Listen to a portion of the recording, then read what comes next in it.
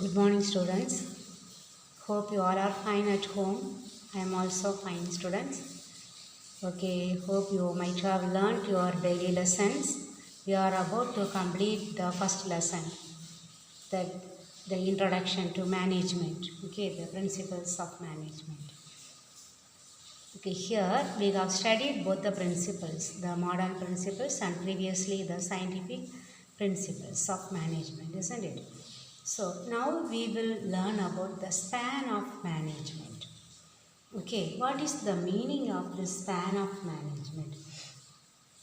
Here, how many subordinates a manager has? The number of subordinates. That means for how many person he is responsible. Okay, the number of subordinates that a manager has to manage efficiently. Okay, that is called the span of management. So here,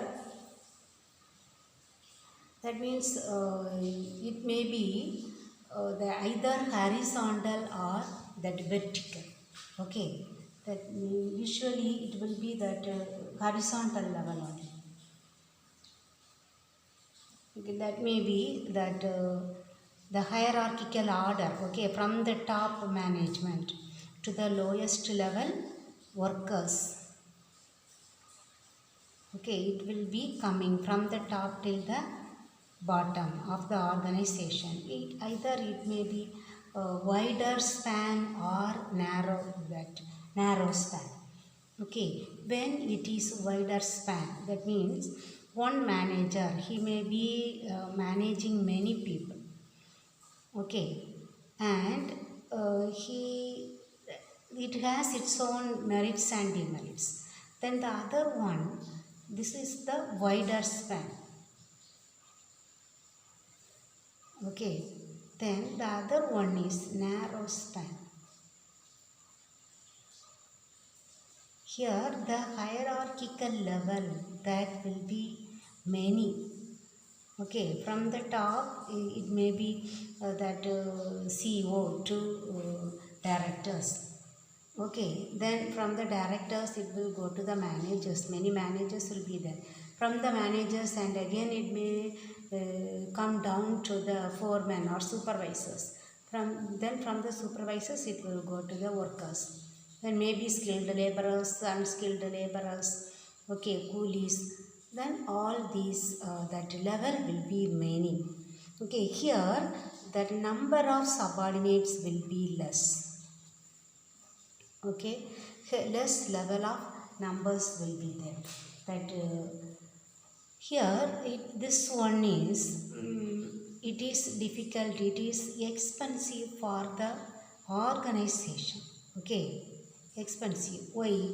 Because there are many levels. There they have to appoint many managers. For these managers, they have to pay the salary, the remuneration, maybe the commission along with this one. So, it will be an expensive thing for the management, for the owners level. Okay. Then, how that communication also. The communication will not be good, isn't it? In between many people, if we pass on one information, at last when it goes, we don't know, it will get late, very late, to reach the lawyer, the particular person. Okay, so the communication will suffer a lot. Okay, that it cannot be done very quickly or fastly. Then it is difficult to coordinate them.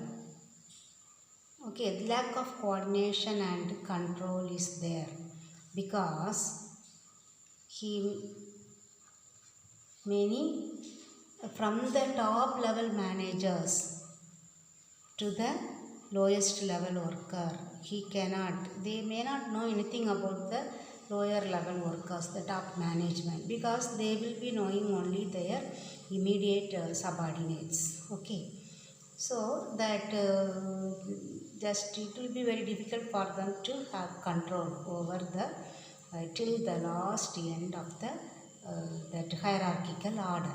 Okay, but here the what is the here all these demerits we have seen, isn't it? What will be the merits of this narrow span? Here they can have cross communication. Here we have learned that communication will be very late and it will suffer. Okay, but we are learning as cross communication is available. Okay, can be done. Cross communication means many managers are there, so they can their problems everything can be discussed with the immediate supervisor. Then he will inform that one to the top management. So all these problems communication will be there. Okay, then there are chances for promotion. If a person is efficient, then he may be promoted. Okay, because many level of that level hierarchical level are more. So if a person is very efficient in the lower level working, then he can become the supervisor.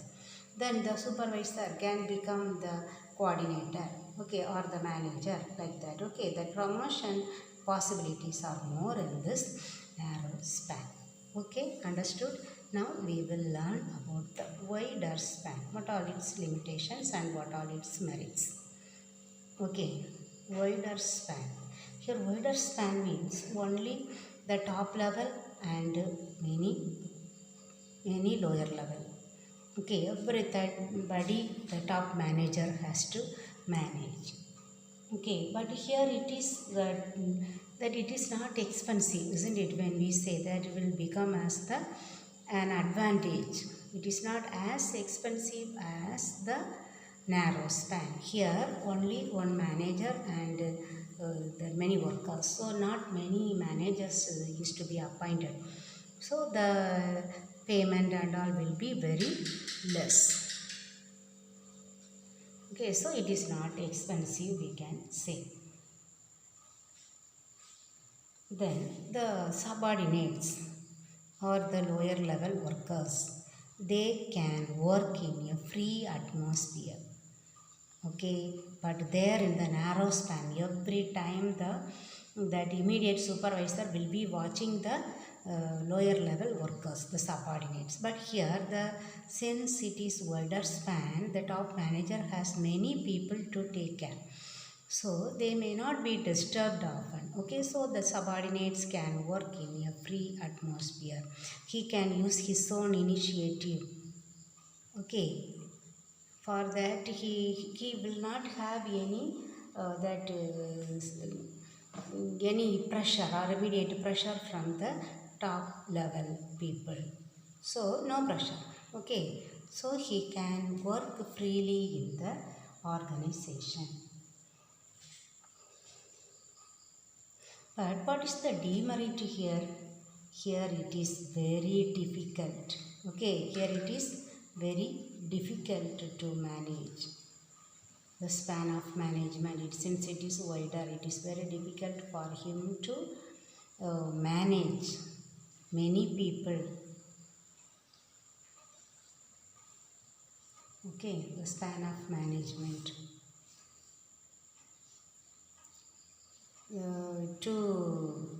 It is one of the one 2-mark question there. Then span 3-mark question. Okay, determine the span of management. So that 2-mark question you can mark. 5-mark I will 3-mark I will give you later. Okay, so this one 5-mark. What is span of management? 1 point, then 2 point. Okay, you can note it down and keep. Okay, students. Then this is that 3-mark question. What determines? But here the implications only given. It may be in the guide I will refer and I will give it to you. Okay, then only one very short answer there available. This answer, what is span of management, you learn. Okay, students. Then since only one heading available, I am stopping with this one. I am not going to the next lesson. The next lesson I will teach you in the next class. Okay, students. So thank you very much.